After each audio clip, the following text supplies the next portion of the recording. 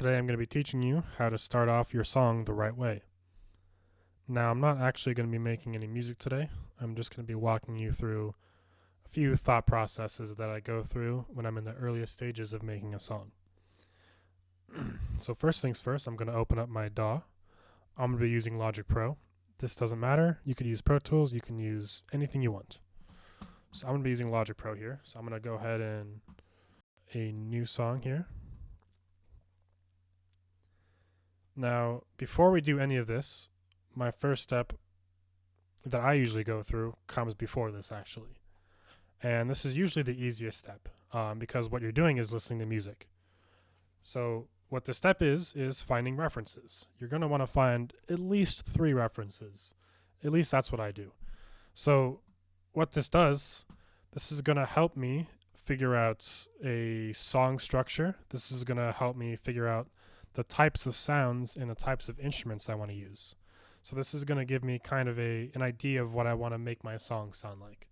So let's say, you're listening to the radio and you hear Song by Songman. And you really you like this song a lot and you want to replicate it. So let's do that, So first thing we're going to do is we're going to listen to the actual song and we're going to go through and listen and we're going to list all the instruments that we hear and where we hear them. This might take a few listen throughs. Not a big deal. Music sounds nice. It's good to listen to. So let's say in the intro of Song by Songman, we have a nice piano intro. Cool. Just piano, nothing else. We're going to have a nice, peaceful, calm piano intro to our song. Next up, we got the first verse. In the first verse, let's even put verse 1 for better organization to help ourselves out. It's going to be a common theme here is you want to make the work easier for yourself. So let's say in verse 1, we still hear piano. Let's make sure we put that in all the places we hear it. And now we're hearing kick and snare, and we're hearing a bass, and maybe we're hearing a synth as well. So now we have our verse 1, right? Verse 1 is going to go into the chorus. Let's say the chorus has piano, kick, snare, bass, synth. It's got guitar. It's got vocals, background vocals. It would make sense that our verse would also have vocals, but does not have background vocals. Those are only in the chorus for our specific song. And let's say we have a violin. Now let's say we go back to verse 2. Verse 2 is very similar to verse 1. We're going to have a piano, kick, snare, bass. And I'm doing this kind of fast to show you guys. I'm not going to go through and do all of it. So what we're going to do here is we're going to go through, listen to the song, and kind of break it down. So this is going to give us an even better direction for our own song. So now that we have our song kind of laid out here, we're going to go into here and we're going to put some instruments. So I'm pressing Y to open up my library here. And first things first, I need a piano. So let's do Yamaha Grand Piano. Cool. Beautiful. Next, we need a kick. I don't want to go through and get everything, so I'm just going to put a drum kit. That's what we're going to do. And I'm going to put another drum kit. And I'm going to name this kick. I'm going to name this snare.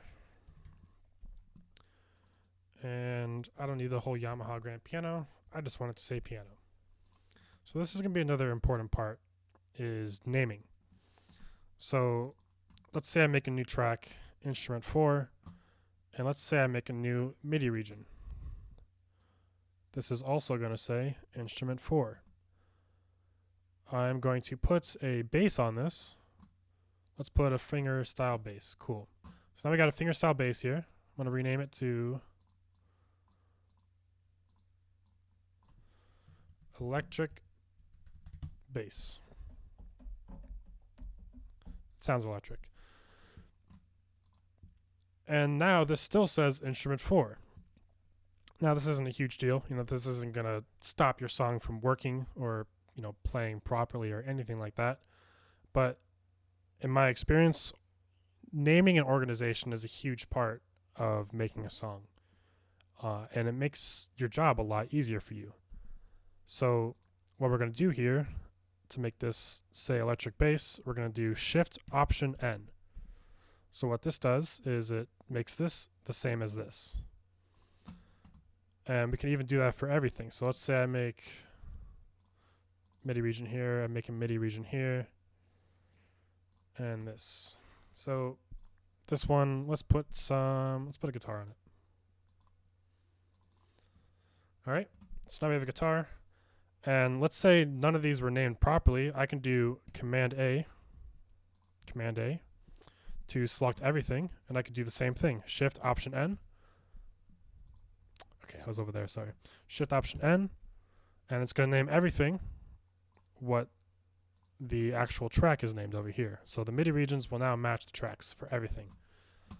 So let's continue adding some of our stuff here. So we have guitar, we have bass. Let's put a synth. Let's do a synth bass as well. So this is going to be another part on organization. So let's go into my Kontakt Factory library and find a synth bass. We're already in synth, so let's find a bass. And let's use Adrenaline. Cool. Oops, I didn't mean to do that. All right. So now we have a synth bass, and let's actually write synth bass. Make a MIDI region too. Make this easy for ourselves. So we're going to move this right here. And we're going to move the kick up, snare up, and the bass up. So this is another part of it. This is another part of organization. You kind of want to have, drums first. You want to have your basses. And I like to put my piano after that, and then I put guitars. Actually, I'll put guitars after bass because they're kind of similar instruments. Then I'll put piano. Then I'll put some strings down here. And then, I might have vocal track way at the bottom. So this is an easy way to set up your song. I'm going to delete this just to make this easier for myself. So once we have all of these actually laid out, we want to organize these. So you want the basses together, you want the guitars together, you want the pianos together. You want to make this so everything looks nice, neat, and organized. It's going to make your job so much easier, I promise you. And this is a great place to start because once we have all this down, now all we need to do is figure out a tempo and a key that we're in. So let's say we're listening to Song by Songman again, and which is our reference song. And our reference song is in the key of A flat major. Cool. Now, let's say my song has a singer as well. And this is one thing you need to be very mindful of when you're working with a singer, is that singers have different vocal ranges. And you don't want to write a song for a singer that's not in their vocal range. So let's say my singer is not comfortable singing in A flat major. That's not her desired key. So I'm going to change that. I'm going to, my song is going to be, let's say, in C major. That's a much more comfortable key to sing in. So when I start actually making the song, I'm going to be recording it in C major. Now, this is just, some few things that you can do to get yourself started before you want to actually record the music. And once we have all this figured out, once we have all this laid out, and we have all of our tracks selected, now we can actually go through and record things. And that is where I will leave you, and I will let you have some fun.